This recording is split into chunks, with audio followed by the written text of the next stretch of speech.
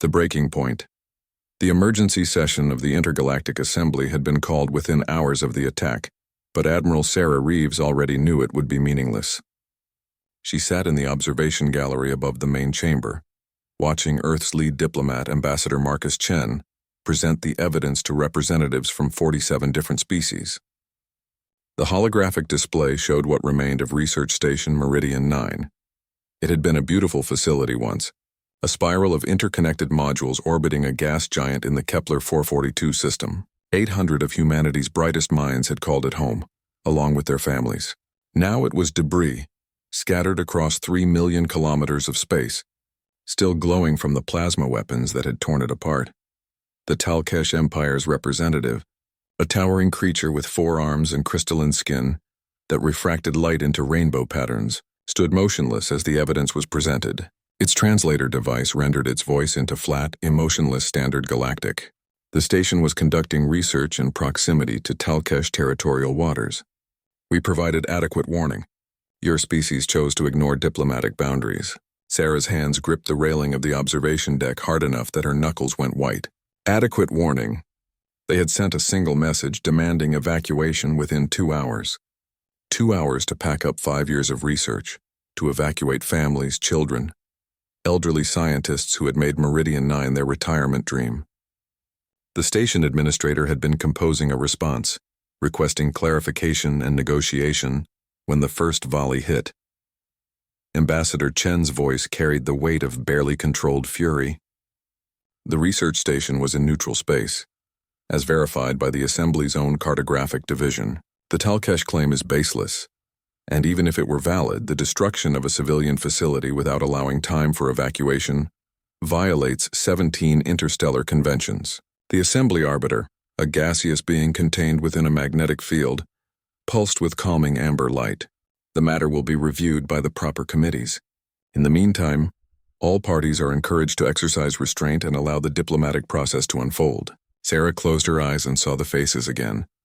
Dr. Jennifer Walsh, who had been 3 months from a breakthrough in renewable energy that could have powered entire colonies. Commander David Torres, the station's security chief, who had sent his last message to his wife on Earth, telling her he loved her as the hull breached around him. Little Emma Zhao, 7 years old, who had won the station's art competition, with a painting of Earth, as seen from their observation deck. The Talkesh, representative's crystalline, surface caught the light as it turned to address the chamber. The Talkesh Empire has cooperated fully with this investigation. We consider the matter closed. Any retaliation from humanity would be viewed as an act of war against a founding member of this assembly. We trust the newer species understand the implications of such actions. There it was, laid bare for everyone to see. The Talkesh had been part of the Intergalactic Assembly for 3,000 years. They had alliances, trade agreements, mutual defense pacts. Humanity had joined only 15 years ago, still learning the complex web of galactic politics, still trying to prove themselves worthy of respect. The message was clear. Know your place. Ambassador Chen looked up at the observation gallery, his eyes finding Sarah's. She saw the question there, the desperate hope that maybe somehow the military had options that diplomacy did not. She gave the smallest shake of her head. Earth's fleet was designed for exploration and defense of the home system. They had 12 proper warships, another 40 vessels that could be converted for military use in an emergency. The Talkesh had hundreds, battle-hardened from centuries of expansion. A direct military confrontation would be suicide. The ambassador turned back to the assembly and Sarah saw his shoulders slump, just slightly in defeat. Earth accepts the assembly's judgment and will await the results of the committee review. We trust that justice will be served through proper channels. The session ended with the usual procedural formalities, species filing out in their various methods of locomotion. Sarah remained in the observation deck, watching the chamber empty. Her communicator buzzed. It was General James Morrison, chairman of Earth's Joint Military Command, his face appearing in a small hologram above her wrist. The president wants a meeting in 2 hours. Full military leadership and the diplomatic corps. Sarah nodded. I saw the session. It went as expected. Morrison's jaw was tight. The president has been getting reports from our other stations. 3 more facilities have received similar warnings from other species. They're testing us, Sarah. They watched what happened to Meridian 9, and now they're all wondering how far they can push the humans before we push back. Sarah left the assembly building and walked through the diplomatic quarter of the station. Around her, aliens of dozens of species went about their business. She had studied their cultures, learned their customs, worked so hard to build relationships based on mutual respect. Now she looked at them and wondered how many had already heard about Meridian 9.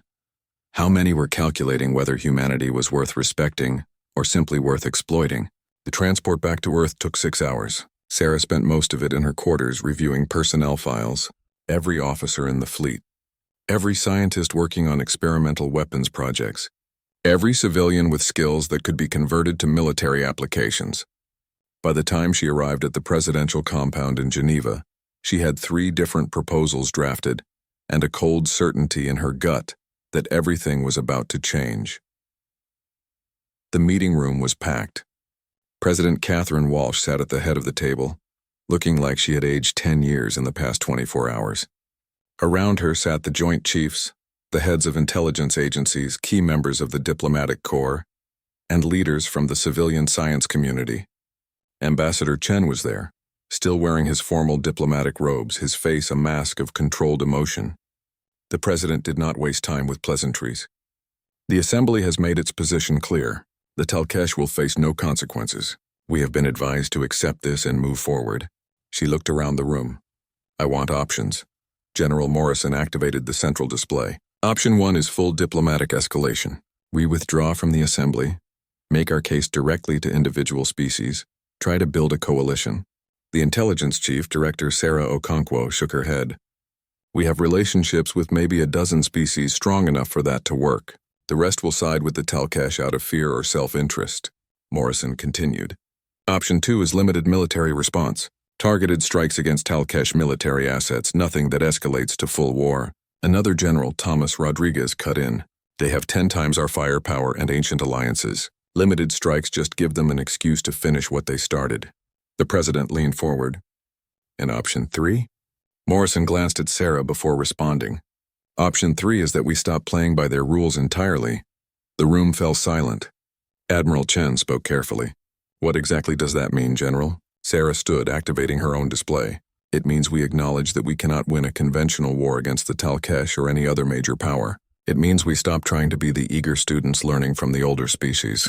It means we remember that humanity did not get to the top of Earth's food chain by being civilized. She pulled up schematics. Plans her staff had been developing in secret for years, contingencies no one had wanted to think about.